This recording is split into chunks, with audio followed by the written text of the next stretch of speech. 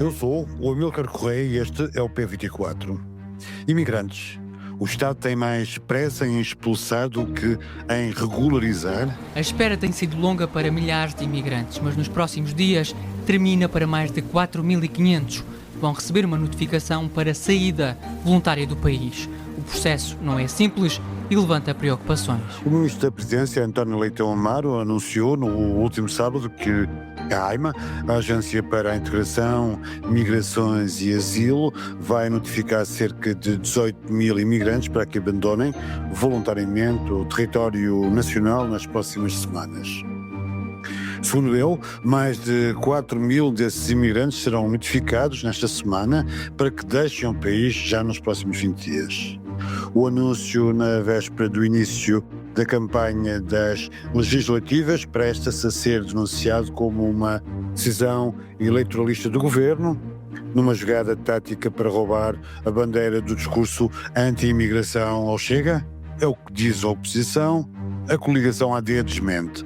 Seja como for, a decisão administrativa da AIMA entrou na campanha eleitoral como um dos temas principais em discussão, como se comprova pelos últimos debates com todos os líderes dos partidos com assento parlamentar. Entre a deportação pura e simples, a reboque da retórica xenófoba que nos chega dos Estados Unidos e a necessidade de regularização e integração vai a uma grande distância. Para nos ajudar a percorrê-la e a perceber o que está em causa, contamos com o contributo de Emeline Oliveira. A convidada deste episódio é advogada, especializada no direito da imigração, do asilo e da nacionalidade. Além disso, faz parte também do Centro de Investigação e de Desenvolvimento sobre Direito e Sociedade da Nova School of Law. Bem-vindos ao P24, o seu dia começa aqui. Emeline Oliveira, bem-vinda a este episódio. A Emeline disse no domingo, no público, que o governo está a ser imprudente ou a enviar, nesta fase, notificações de afastamento voluntário de imigrantes, quando há ainda milhares de processos de regularização pendentes. O que é que quer dizer ao certo com isto? Muito obrigada pelo convite. E eu, o que gostaria especificamente era de talvez fosse a altura de a AIMA estar toda concentrada para terminar as pendências. Portanto, talvez fosse a altura de ainda não dispersarmos aos técnicos que, como nós sabemos e já foi anunciado, faltam recursos humanos, portanto, para terminarmos as pendências, porque as pendências, em boa verdade, nunca acabarão se continuarmos a dispersar as pessoas, porque todos os dias entram mais estrangeiros no país que precisam, portanto, de regularizar a sua situação ou ao menos requerer uma autorização de residência, e é preciso, portanto, terminar o que vem para trás para se seguir de uma forma mais correta e mais organizada. Emeline, isso quer dizer que neste momento o Estado tem mais pressa em expulsar do que em regularizar? Não necessariamente, porque a estrutura de emissão ainda continua, portanto as pessoas continuam a ser convocadas. A questão é que exatamente o Estado ainda não tem a estrutura, diria eu, para conseguir fazer as duas coisas de forma organizada. Por exemplo, desde final de outubro de 2024, já não há a forma de se requerer um agendamento para requerer a concessão de uma autorização de residência tem se realizado pela via telefônica. Desde outubro de 2024, não há vagas para requerer, portanto, os tais agendamentos. Por isso, os atrasos que já existiam continuam a acumular-se, e diria eu que seria talvez um objetivo principal tentar restabelecer os números e depois passarmos, portanto, a verificar caso a caso as pessoas que realmente devem ser notificadas para abandonar o território. O governo anunciou que a AIMA vai notificar 18 mil imigrantes para deixarem o país. O ministro da tutela afirmou que muitos desses imigrantes que serão expulsos receberam ordem de afastamento do espaço Schengen para outros países europeus, ou tiveram mesmo proibida a entrada. Isto é uma decisão pacífica do ponto de vista dos direitos humanos, ou há aqui alguma zona cinzenta na qual poderão ser incluídos, por exemplo, imigrantes que não conseguiram renovar atempadamente a sua autorização de residência? Com relação às renovações especificamente, nós ainda temos em vigor o decreto-lei da altura da Covid, que, em boa verdade, permite que as pessoas permaneçam no território nacional, não no espaço Schengen, apenas em Portugal, até 30 de junho de 2025. Portanto, no caso das renovações, as pessoas que têm autorizações caducadas estão cobertas, se quisermos, por esta proteção. O grande impasse aqui está para as pessoas que precisam da primeira autorização de residência, que, em boa verdade, já muitas delas vieram como turistas e acabaram ficando, sobretudo na questão das manifestações de interesse, portanto, trabalharem, depois apresentar as suas manifestações de interesse e precisam, portanto, desta autorização de residência para se manter no território. A questão aqui, e daria eu um passo atrás, antes de pensarmos na notificação, no que foi a primeira notificação. Ora, no âmbito das manifestações de interesse, as pessoas recebiam, portanto, se estivesse a faltar algum documento ou se tivesse algum alerta do nome dessas pessoas, um e-mail, que era um e-mail enviado pela plataforma das manifestações de interesse, para que, no âmbito da audiência dos interessados, pudessem, portanto, apresentar tais documentos ou alegar situações diversas.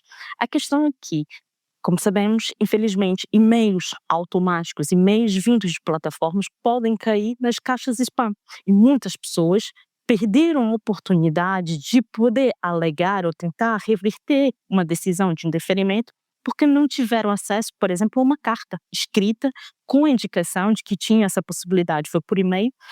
Quem recorreu, por exemplo, à sociedade de advogados ou escritórios de consultoria, talvez nem tenha mais contacto com esses escritórios. Lembremos que essa legislação existe desde 2020, portanto já estamos aqui há quase 5 anos com esta situação das pessoas à espera de serem notificadas, por isso há aqui situações que deveriam ser salvaguardadas. Depois, também a experiência me diz que houve muitas notificações em outros estados que depois, quando as pessoas entrarem em contato com as autoridades competentes do SIS, que é o Sistema de Informação Schengen, em outros estados, conseguiram, portanto, justificar, demonstraram que tinham saído do território, porque muitas pessoas receberam notificações porque, circulando no espaço Schengen, não conseguiram demonstrar que tinham saído do território daqueles estados-membros e, portanto, conseguiram reverter tais alertas. Por isso, em resumo, agora nós temos muitas pessoas que não preenchem os requisitos, têm alertas no nome delas, ou que não apresentaram a totalidade dos documentos. Documentos facilmente que não foram apresentados, antecedentes criminais. E por vezes não por uma má-fé. Foi exatamente porque o tempo que tinham para apresentar tais documentos não era o tempo que as administrações dos seus estados de origem poderiam conceder tais documentos. Por isso, não necessariamente essas pessoas que foram notificadas porque tinham alertas no nome ou porque não preenchiam os requisitos, efetivamente não preenchiam os requisitos, ou os alertas efetivamente não eram, não diria alertas falsos, mas alertas que poderiam ser ultrapassados e permitiriam essas pessoas a ter autorizações de residência. Ainda no âmbito da notificação para abandono voluntário, se me permitiu. As notificações para abandono voluntário são uma decisão administrativa. Isso quer dizer que elas podem ser contrariadas, elas podem ser Objeto de recurso em tribunal. objeto de recurso em tribunal e também recursos administrativos, pessoa demonstrando que ou porque não recebeu o e-mail ou porque não foi devidamente notificada daquela decisão. A grande questão aqui que se impõe e que acho que seja importante mencionar é que o que a Lei dos Estrangeiros indica no seu artigo 138, no que toca às notificações de abandono voluntário, é que no momento que existe a notificação, é criado um alerta no SIS, portanto no Sistema de Informações Schengen, no nome desta pessoa. Este alerta pode vir a ser retirado se esta pessoa regularizar a sua situação ou se abandonar voluntariamente o Estado. A questão é que é possível aumentar o tempo para a resposta dos 20 dias para mais dias se essa pessoa tiver, nomeadamente crianças, na escola, portanto no ensino escolar. A questão é que há também diria eu, uma questão de economia processual. Ora, para que eu vou apresentar notificações? Porque a notificação é para que a pessoa saia voluntariamente. Se a pessoa não sair voluntariamente, o passo a seguir seria, se esta pessoa fosse encontrada no território por uma segunda vez, ou seja, ficando demonstrado que não cumpriu a notificação, poderia vir a receber, poderia ser iniciado um procedimento de afastamento coercivo, que é a famosa deportação. Ora, mas para chegarmos à deportação, esta pessoa tem que ser encontrada no território. E depois, o artigo 135 da Lei dos Estrangeiros vem estabelecer as regras exatas em que as pessoas não podem ser expulsas. A definição mesmo do artigo 135 se chama limite à expulsão. E ali há 3 razões muito claras. A primeira razão, esta pessoa ter filhos de nacionalidade portuguesa no território. Como disse, há pessoas que estão à espera desde 2020 podem ter tido filhos. A lei da nacionalidade portuguesa estabelece que crianças nascidas no território, em que pelo menos um dos pais resida há pelo menos 12 meses no território, regularmente ou não, desde que comprove que esteve os 12 últimos meses no território, é nacional português. Portanto, há muitas pessoas que hoje são filhos de portugueses. Depois, pessoas que sejam filhos de crianças estrangeiros, desde que essas crianças estejam, portanto, que esse adulto comprove que garanta o sustento e a educação dessas crianças. Se estivermos a falar de uma família, portanto, organizada, normal, os pais estão a trabalhar e estão a garantir o sustento e a educação desta criança. E ainda os casos de pessoas que tenham entrado em Portugal antes da idade dos 10 anos e se tenham mantido aqui. Essas são as regras específicas da Lei dos Estrangeiros, mas podemos ir buscar também as regras de direitos humanos. Nós vamos afastar pessoas que estão em tratamento médico, cancro, sida? Não, se vai contra os direitos humanos, se ficar demonstrado que afastar para o território pode colocar em causa o tratamento, nós não iremos afastar. Portanto, para que então iremos iniciar um conjunto de notificações se há muitas dessas situações há pessoas que não podem sequer ser afastadas? Vamos criar alertas no nome das pessoas. Portanto, é mais uma questão, eu diria, inclusive de economia processual e de olhar o erário público de uma forma que é um investimento de todos nós, que pagamos, portanto, as nossas contribuições, e se seria esse mesmo o mecanismo, o meio mais adequado.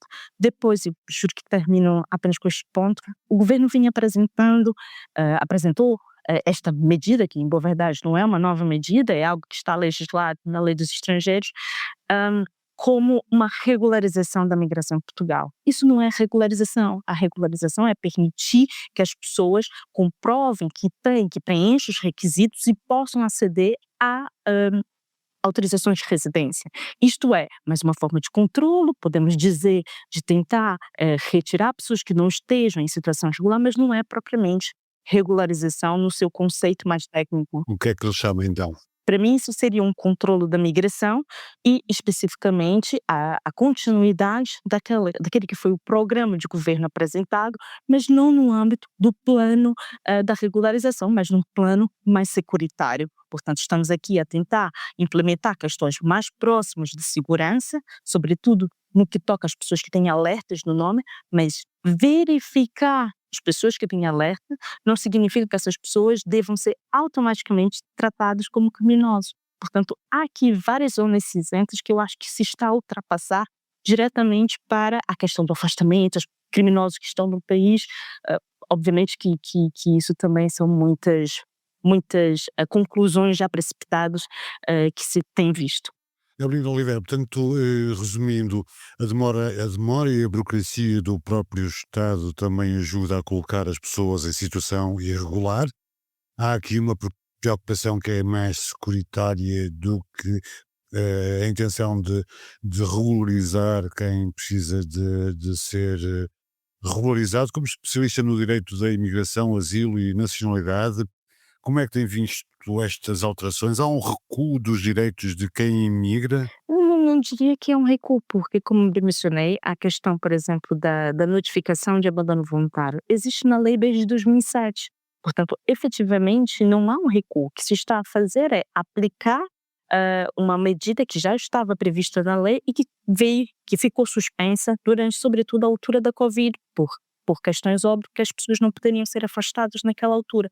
Se olharmos os números, por exemplo, o relatório da AEMA demonstra que em 2023 apenas foram afastados que foram apenas notificados para abandono do território por volta de 500 pessoas, 588, se a memória não me falha. o que no ano de 2019 eram 4.000 e tal. Portanto, em boa verdade, o que temos aqui é a continuidade de uma medida legislativa. Então, o que há aqui de diferente é o facto desta decisão administrativa ter sido comunicada, por exemplo, na véspera de uma campanha eleitoral, contribuindo para que o tema faça parte dela, eh, contribuindo eventualmente para criminalizar o próprio imigrante, quando o que está em causa, em termos de criminalidade, não é o imigrante, mas quem organiza redes de tráfico ilegal de pessoas. Hum, Há aqui um problema que é, o ministro disse que quem não saísse voluntariamente seria afastado com o uso da força. Acha que o governo estaria disposto a enviar polícias para as ruas à procura de imigrantes a deportar? Isso seria absolutamente inédito e catastrófico socialmente. A questão é que, em Portugal, estar numa situação administrativa irregular não é um crime. Portanto, para o governo colocar polícia fazendo controle de identidades regulares e indiscriminados, isso iria, em boa verdade, inclusive contra o direito da União Europeia. O controle de identidade ele pode ser realizado de forma espaçada, para não parecer que estamos no âmbito de um controle de fronteira, e pode ser feito, obviamente, no âmbito de uma operação policial. Mas as operações policiais, elas devem ser justificadas. E, neste sentido, termos aqui polícias à rua atrás de forma ostensiva contra imigrantes não seria, pelo menos para já, a meu ver, justificado. As formas mais comuns de por vezes, identificar pessoas em situação irregular são duas. Nos transportes públicos, em que, por vezes, alguém é identificado sem o passe, é chamada a polícia e depois, sendo estrangeiro, verifica a sua situação de irregular, ou então nas operações stop, quando a pessoa é parada pela polícia na rua. Porque a grande questão aqui, e diria eu, com relação ao anúncio que foi feito, foi a forma como foi feito. Porque há um procedimento a ser seguido. As notificações, verifica se as pessoas não vão alegar, se depois as pessoas vão ficar e, eventualmente, se passa para o afastamento. Colocar uma informação, dizer que as pessoas vão ser afastadas, isso é que eu diria que poderia ter sido repensado em formas de estratégia política, mas também de comunicação do governo com as pessoas, por uma questão de evitar, lá está, desordem pública. Evelyn, muito obrigado por esta análise. Obrigada pelo convite, obrigada. Immigrant is always powerful. In a positive way, immigrant can be a positive workforce. They can also play good role in the economy of in a country. Savera Parvin estuda português, 3 horas por dia, para ser médica em Portugal. Esta é uma reportagem da série Imigração, Portugal é o meu país, para ler, ouvir e ouvir em público.pt. Obrigado por ouvir o P24. Voltamos amanhã. Para não perder os novos episódios, subscreva este podcast do Público na sua aplicação preferida. Para além deste programa, há mais para descobrir em público.pt/podcasts. O Público fica no ouvido.